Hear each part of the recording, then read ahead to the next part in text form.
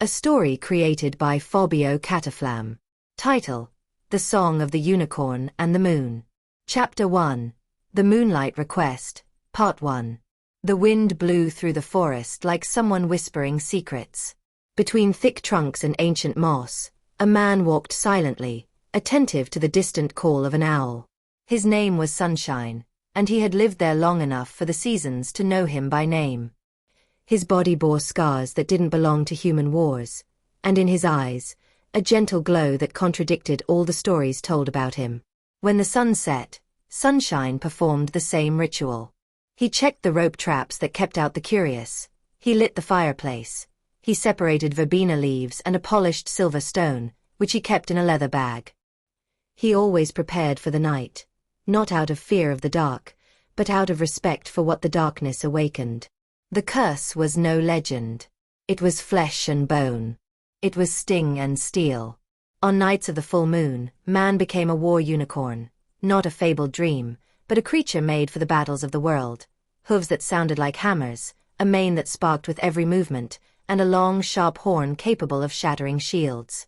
The transformation came like an inevitable tide, and Sunshine felt it coming even before the moon broke through the treetops. First a warmth in the palms of his hands, then a throbbing behind his eyes, finally the crack of bones rearranging themselves, as if ancient armor were once again encasing the body. That was why he chose the forest. There, far from villages and troops, he could exist without destroying. He could at least try. At dawn, Sunshine shared his stale bread with the birds that risked landing on the windowsill. He spoke softly to them, as if conversing with his own solitude. The hut was simple: a table, 2 chairs, the second, a habit he couldn't break, shelves filled with jars, old books, and maps. In the corner, a wooden box with iron chains and buckles, used when he feared losing consciousness during metamorphosis. They didn't always work. The unicorn's body was stronger than any human care. It had rules it didn't break. It didn't go near roads. He didn't sleep near running water. The reflection on its surfaces intrigued him, as if he saw a second face there, begging to be freed. And, above all, he didn't speak to anyone who might become attached to him. Attachment, he had learned early on, could be a double-edged sword. However, there was one exception to all his self-prohibitions: the lake in the center of the forest. There the moon poured down completely on clear nights, and Sunshine felt, for rare moments, that the world accepted him. The lake welcomed him like a confessional. It was where, in silence, he allowed his heart to breathe. The kingdom, far away, burned with conflict. Drums beat on the walls, banners rose and fell with the tides of war. From time to time, the echo of battles reached the forest like delayed thunder. They said, the whispering voices, that a monster appeared in the fields and made the earth tremble beneath its hooves. Sunshine heard, from afar, versions of himself. In some, he was a demon. In others, a weapon created by dark kings. In none of them was there room for the tenderness he treasured. It was on a clear afternoon that he found, among the roots of an oak tree, a blue ribbon. It belonged to a child. The ribbon smelled of soap and flowers, a scent of home. Sunshine took it to the hut, placed it on the table, and stared at it for long minutes, her fingers hesitantly inches from the fabric. It hurt, but in a good way. It reminded her that the world had delicacies not made for war. She tucked the ribbon away in a book, like someone keeping a promise she might never keep. Some would say, why not seek out good people? Why not walk to the nearest village and say, I am not what they say? He had tried before. And the memory of fear in a woman's eyes, fear of him, was enough to keep him from trying again. The moon grew night after night, a thin arc, half full, almost full. Sunshine felt its approach like someone listening to the creak of a door they know will open sooner or later. The day before, she gathered her courage and went down to the lake. The air was still, the world caught in an instant. A dragonfly cut across the surface, and the circle of waves shone like silver. If only I could, she thought, be just this, waves and shine. She took off her boots, sat on the edge, and let her feet touch the cold water. The lake's mirror revealed the face that was hers: stubble, a light streak at the temple. A scar traced across his lip. No hatred, just weariness. For a second, the image fragmented. A metallic sheen crossed his pupil, the harbinger of the beast, and he looked away, ashamed of himself, even there, alone. That night, he prepared the hut.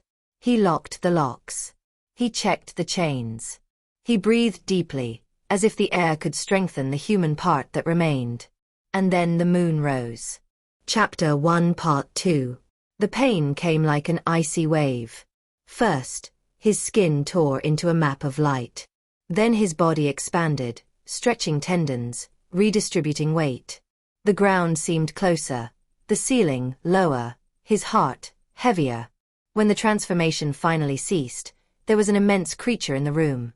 Broad flanks, deep breathing, its mane bristling like sparks caught in the wind.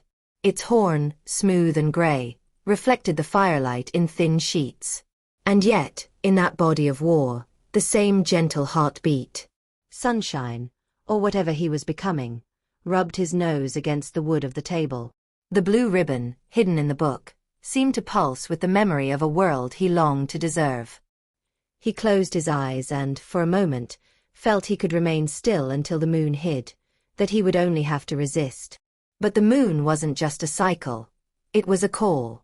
Without understanding why, the unicorn found himself heading for the door. The iron creaked. The forest welcomed him in shadows and silver. And he ran. He ran as if remembering he had wings. His hooves touched the ground in a rhythm that wasn't of war, but of escape, fleeing from guilt, from fear, from the noise of men. In the center of the forest, the lake waited. Sunshine stopped at the edge and looked up at the sky, the full moon entire, filling the world like an ancient eye. The reflection trembled in the water, and he saw something there that tore him apart. It was him, enormous and magnificent and terrible, and he was also the boy who had once been enchanted by the brightness of the first stars. The voice he had kept hidden beneath all the other voices, locked away by prudence, found a chink to exist. "Please," he said.